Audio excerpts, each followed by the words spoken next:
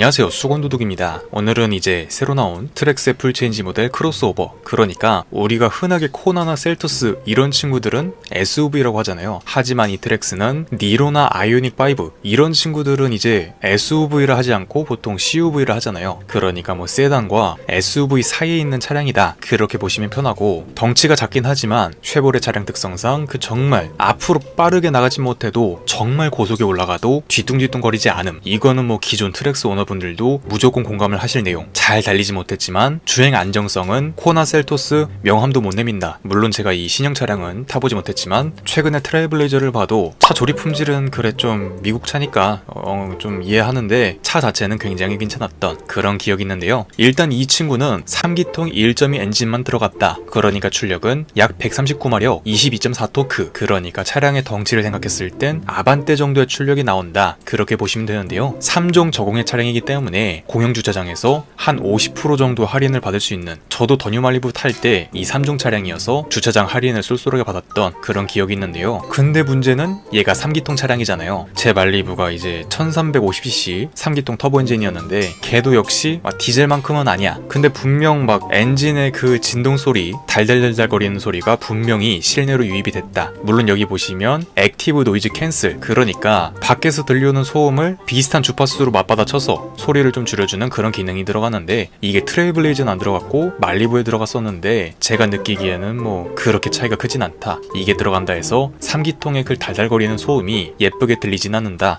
그렇게 보시면 되고요. 연비는 복합 12.7km 정도가 나오는데 차량의 배기량과 덩치 그런 것들 생각했을 때는 한 1km 정도는 더 나왔어야 되지 않나, 그런 생각이 들고요. 이제 이 친구의 기본 차값은 여기 적힌 대로 2,052만원인데 다른 분들이 이제 이제 트랙스 크로스오버 2,052면 산다, 이렇게 이제 많이 홍보를 하시는데 뭐 자동차세까지 더하면 2,202만원 정도가 나온다. 그러니까 여기서 아무 옵션도 추가하지 않아도 세금이 한 150만원가량 더 붙는다. 뭐 세금은 조상님이 내주는 것도 아니잖아요. 그렇기 때문에 가장 기본 차값은 2,200만원이 맞다. 그리고 여기 보시면 추가 옵션으로 어댑티브 크루즈 컨트롤, 그러니까 앞 차량과 거리를 조절하면서 내가 설정한 속도로 주행을 해주는 요즘 차량의 필수템, 그런 어댑티브 크루즈를 단돈 35만원? 이거 장착하려고 몇몇 수입차들은 거의 한 300만원, 400만원 그런 비용을 지불하기도 하는데, 이 옵션이 35만원이다? 무조건 선택해야 된다. 이해하기 쉽게 설명하자면 햄버거가 3,000원이야. 근데 여기에다가 감자튀김이랑 콜라가 들어간 세트 메뉴로 바꾸려면 100원이 들어가. 그러니까 햄버거는 3,000원, 세트는 3,100원. 이러면 무조건 세트가 맞잖아요. 이 어댑티브 크루즈는 그런 친구다. 만약에 이 가격 때문에 선택 안 한다? 나중에 차량을 대입할 때 요거 하나 때문에 차값이 크게 박살날 수도 있다. 중고차 찾는 사람들은 어차피 차량 가액은 별로 차이 안 나는데 사는 사람 입장에서는 이거 무조건 있어야 되거든요. 근데 이게 없다? 인기가 많이 떨어진다. 인기가 떨어지면 안 팔린다. 안 팔리면 차값을 낮춘다. 그렇게 안타까운 상황이 벌어지기 때문에 어떤 등급을 선택하시든 이 어댑티브가 들어간 차량은 반드시 구매하셔야 된다, 그렇게 보시면 되고요. 아무튼 기본 차값은 2,200만원, 그리고 크루즈까지 더한다면 한 2,240만원부터 시작이다, 그렇게 보시면 될 것 같습니다. 이제 이 친구가 갖고 있는 기본 옵션 구성을 간략히만 알아보죠.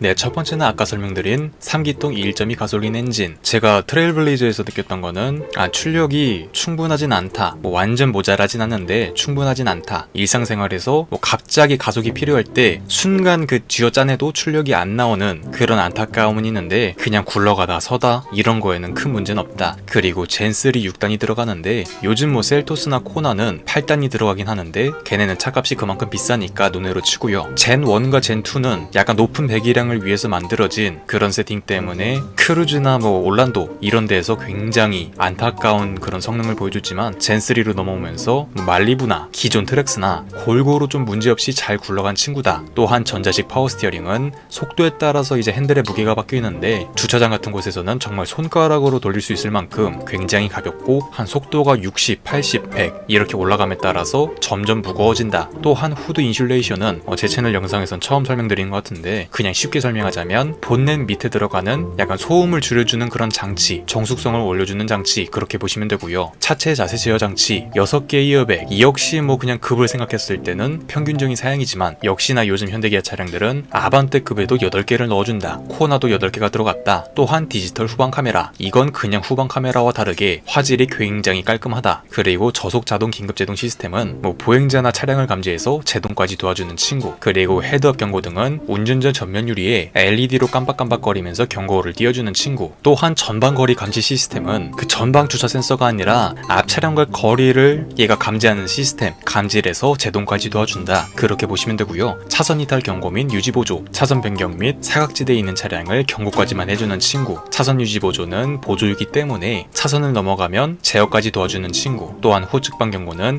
내가 후진할 때 좌우에서 오는 차량을 경고까지만, 스피드 리미터, 뒷좌석 승객이 안전벨트를 안 매면 경고를 해주는 리마인더 기능. 또한 외관엔 17인치 휠이 들어가는데 한마디로 이렇게 들어간 친구가 들어가는데요. 스틸 휠이기 때문에 가격이 굉장히 저렴한 강철 휠이 들어갔다. 무게가 무겁다. 브레이크 열이 밖으로 나가기 어렵다. 이는 원가 절감 때문에 들어간 친구고요. 안에 보시면 그 뽕뽕뽕뽕 있죠. 이는 여러분들이 모닝이나 포터, 스타렉스 그 친구들에서 보셨던 그런 안타까운 친구. 밖에 있는 이 휠 모양은 이런 알로이 휠 재질이 아니라 그냥 플라스틱 커버 같은 거다. 이 부분은 굉장히 아쉬운 부분. 또한 기본으로 먼 거리까지 비춰주는 LED 프로젝션 헤드램프. 이 부분은 보통 다른 현대기아 차량들은 기본 등급에서 LED 넣어줘도 대개는 MFR 타입. 하지만 얘는 그 친구보다 좀 더 먼 거리를 비춰주는 프로젝션 타입으로 주간주행 등 LED 테일램프, 브레이크를 밟으면 들어오는 보조제동 등 전동 조절, 열선, 접이 기능이 들어간 LED 사이드미러. 또한 어쿠스틱 윈드실드 글래스. 그러니까 윈드실드가 앞유리란 뜻이잖아요. 앞유리에 차앞유리가 들어간다. 하지만 이 옵션이 들어간 트레일블레이저를 생각했을 땐 뭐 그렇게까지 체감이 되진 않는다. 저는 이보다 윗급인 말리부를 탔었지만 걔도 문짝을 뜯어봤을 때 안에 그 방음제 같은 거는 야 이거 뭐 90년대 2000년대 차량에서 많이 보이던 그런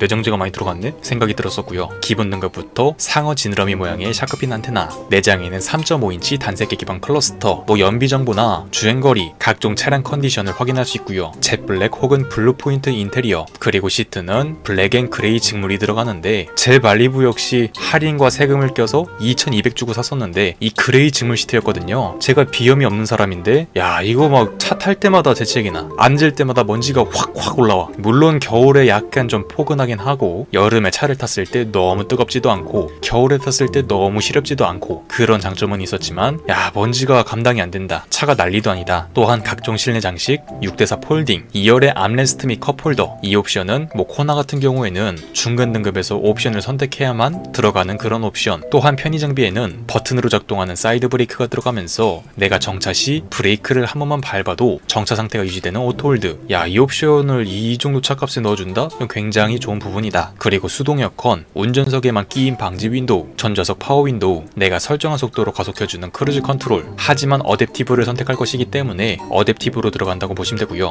또한 캔 리스퓨얼 시스템은 한마디로 그 차량 주유구 그 캡 있잖아요. 돌려서 빼는 거. 그게 없다. 그냥 주유기를 꼽으면 딱 들어가는 모양. 뭐 수입차들처럼 가솔린이면 크기가 요만하고 디젤이면 조만하고 하기 때문에 혼유 걱정이 없다. 그러니까 디젤 주유기를 잘못 꼽아도 들어가질 않는다. 그런 장점이 있고요. 아까 설명드린 액티브 노이즈 캔슬, 또한 틸트, 핸들을 위아래, 텔레스코픽, 앞뒤로 위치를 조절할 수 있는 핸들. 이 기능은 원래 그냥 기본 옵션인데 쌍용 렉슨 스포츠칸 같은 경우에는 4천만원이 넘는 상위 등급 노블레스를 가야지만 이 텔레스코픽 기능이 들어가고요. 오토라이트 컨트롤, 헤드램프의 높이를 조절할 수 있는 레벨링 기능, 후면 와이퍼, 시가잭, 또한 8인치 터치스크린이 들어가는데 폰 프로젝션 기능이 들어가면서 내 스마트폰을 연결하면 스마트폰에 있는 T맵, 카카오맵이 멜론 그런 친구들을 사용할 수 있어서 정말 길찾기의 기능은 이 친구로도 충분하다. 저 역시 말리부로 핸드폰을 연결해서 T맵을 보고 다녔고요. 블루투스 기능, 핸들 리모컨, 듀얼 USB 포트, 평균 사양보다 적은. 그러니까 되게 다른 차량들은 6개의 스피커가 기본인데 이 트랙스는 4개가 들어간다. 이는 뭐 포토나 스타리아 그런 진차들에서 많이 보이는 사양이다. 이건 굉장히 아쉬운 부분. 그렇게 보시면 될 것 같네요. 총평을 해보자면 그래 뭐 스마트키도 없고 인조 가죽 시트도 없고 스피커 개수도 아쉽고 스틸 휠이 많이 아쉽고 열선 통풍 시트 뭐 당연히 없고 2열 공조기 없고 가장 중요한 거 후방 주차 센서가 없다. 그러니까 내가 후진할 때 뭔가 닿을 것 같으면 삐삐삐거리는 그런 후방 주차 센서가 없다. 이거는 굉장히 큰 단점이죠. 뭐 후방 카메라가 있어도 일단 센서가 있어야 되는 건데 요즘 나오는 차인데 센서가 없어? 뭐 미국 차니까 미국은 그럴 수 있어. 걔네는 주차장이 굉장히 넓고 그런 주차난이 없으니까 있으니까 그럴 수 있는데, 걷다가 추가 옵션으로도 선택할 수 없다. 그 센서는 밑등급 LT부터 들어가거든요. 그렇기 때문에 LT부터 봐야 되지 않나. 차값은 한 310만원가량 올라가서 2510만원 그 정도부터 보면 되는데, 아무리 봐도 센서가 없는 차량은 좀 그래, 시트 직물일 수 있어, 스피커 4개일 수 있어, 스틸 휠 뭐 안타깝지만 나중에 바꾸면 돼. 그런데 후방 주차 센서가 없다. 이거는 굉장히 독이다. 그렇게 생각이 들고요. 최종 차값을 알아보자면 기본 등급 LS의 차값 할인 제외 세금 포함 약 2202만원, 여기에 필수 옵션인 선택을 안 하면 안 되는 어댑티브 크루즈 한 가지를 추가한다면 최종 차값은 2240만원 그 정도로 보시면 되고요. 윗등급은 이보다 약 330만원가량 늘어난 2576만원 그 정도로 보시면 될 것 같네요. 제 권장사양은 그래도 최소 요 친구부터인데, 요 친구는 다음 영상에서 알아보도록 하고, 오늘은 이 기본 등급 LS에서 할부금까지 한번 알아보도록 하죠. 초기에 납부해야 하는 세금의 기타 비용을 제외한 2087만원을 전액 할부 시 6% 기준 36개월에 약 63만원, 60개월에 40만원, 선납금을 500만원 정도 납부한다면 60개월에 33만원, 36개월에 53만원, 선납금을 1000만원 정도 납부한다면 36개월에 37만원, 24개월에 55만원 그 정도로 보시면 될 것 같습니다. 보시든 요즘 금리가 굉장히 빡세기 때문에 웬만해선 선납금을 최대한 넣고 할부도 짧게 끊는 것을 권장드리고 싶네요. 이상 수건도둑이었습니다.